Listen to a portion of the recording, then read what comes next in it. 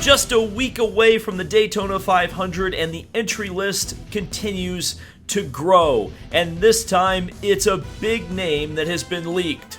Plus, something that hasn't been leaked and was revealed officially is McLaren's Formula One car. They also showed off their IndyCar liveries, and we need to talk about marketing. Let's get into it. So yes, the big thing that swept through and across the Twitter sphere today, really the social media sphere, was McLaren unveiling their Formula One car for this year. And I guess we'll talk about the livery first. It's interesting. They must have sold a lot of Gulf Monaco GP merchandise, because they have totally embraced the Gulf pale blue and bright orange, and that is all over this car.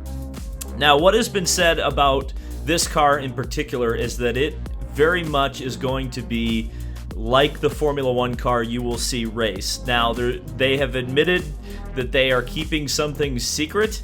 I think all of the F1 teams, and the three of them that have currently unveiled their actual car, which are Aston and Haas and now McLaren, are certainly holding things back. You're not going to show your entire hand, but as these cars continue to get unveiled, we're beginning to see more and more differences between them, and it's becoming easier to spot the differences. I think there was just a little bit of shock when you see these cars and you go, my God, they're almost exactly the same as the concept. So it's kind of cool to see from that perspective, again, kind of Formula One achieving their objectives in making the cars look a certain way. The question, of course, that we won't have answered until the first race is, will they perform the same way?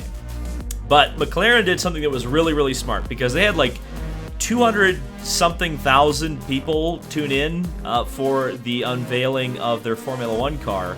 But they also showed off liveries for their other series. So they showed some of their esports stuff. They showed Extreme E, but most important to this channel, they showed off their IndyCar liveries, which really carry a common theme across the brand for McLaren in motorsports.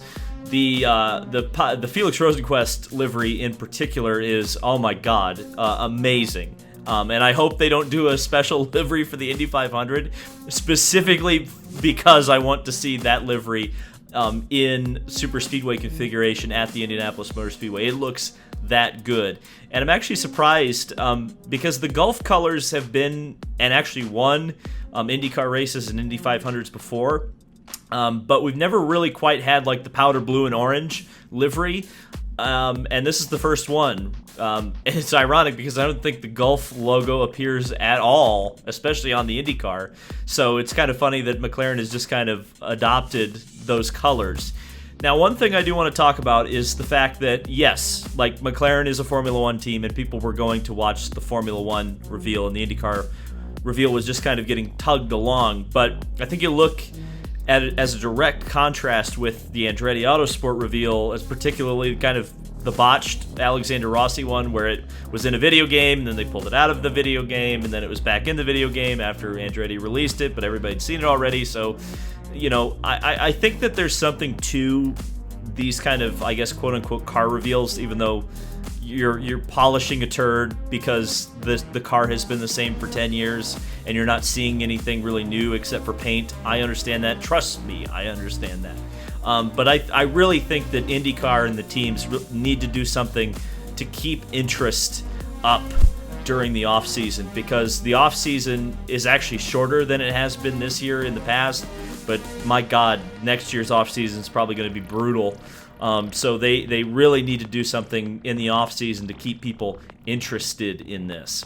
So we had heard some rumors that Greg Biffle was going to be in the Daytona 500 for NY Racing, and it was not officially confirmed today, but very, very much, I would say, confirmed. Because it not only appears that NY Racing is real, but the rumors of Greg Biffle driving have been absolutely confirmed, I would say, by this shot over on Instagram. And ironically, it's been taken by the owner of NY Racing itself. So certainly you can take it to the shank, we'll put it that way. I would say also interesting about this shot is that obviously it's the Richard Childress Racing Shop, but you can also see the Beard Oil car coming out of that stable. So essentially, Richard Childress Racing, going into the Daytona 500, is going to be a 4-car team, really, with the 2 factory, I guess we can call them, Richard Childress cars, the 3 and the 8, and then you have the 62 and now the NY car for Greg Biffle. So this is the 42nd entry. It's likely going to be the last one on the entry list for this year's Daytona 500. And certainly it's a good one, I would say, because Greg Biffle, I think, still has a lot in the tank. And I think he will honestly give NY Racing a good shot of making the Daytona 500. I think he would better than most drivers. And you look at Greg Biffle, and he's been certainly competitive in the opportunities that he has gotten in the Truck Series. He won races, and SRX, where he was extremely fast. I think particularly about the very first race at Stafford, where he was the guy kind of bothering Doug Coby in that one for the win. So I think Greg Biffle, good choice, exactly the driver I think they want.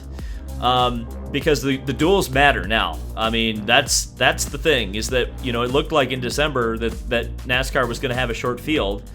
They have gotten the cars together to have the duels matter.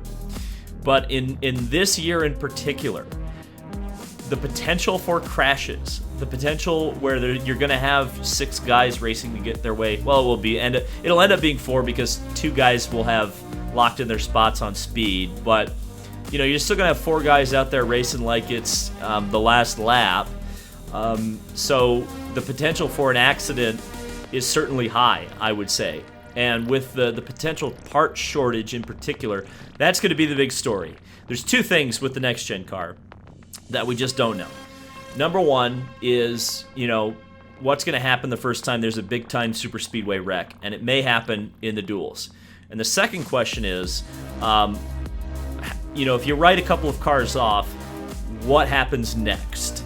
Are there going to be teams that will have to withdraw? Will there be teams that will have to buy cars from other teams that made it? And perhaps that's why we've seen the open entries kind of stack up recently that we have, is that there's a potential that, hey, you know, you could sell your car to Rick Hendrick, or in this case, I suspect NY Racing wouldn't necessarily sell to Rick Hendrick, but certainly coming out of the Richard Childress shop, I would think that maybe it's a backup plan for Richard Childress, where he can kind of say, hey, Austin Dillon and Tyler Reddick, frickin' send it, dude, because if we crash a car, we can just kick Biffle out and you can drive that car. I don't know. It's kind of interesting, and we'll have to see. I mean, next week is going to be a very interesting deal from the Daytona 500 perspective. One of the more interesting races in years, just because of the unpredictability. So we'll be covering that. We won't be at the track. There were some things that unfortunately came up that will prevent that for this year. But I will have at the track coverage of the IndyCar Sebring test on Monday and Tuesday. And then we'll be at home for the Daytona 500. But we'll be back in Florida for the St. Petersburg Grand Prix, and that will close out this month of coverage. So looking forward to having you guys with me. Thank you guys so much for watching. Subscribe for more motorsport content. This has been David Land on YouTube, and I will see you in the next video.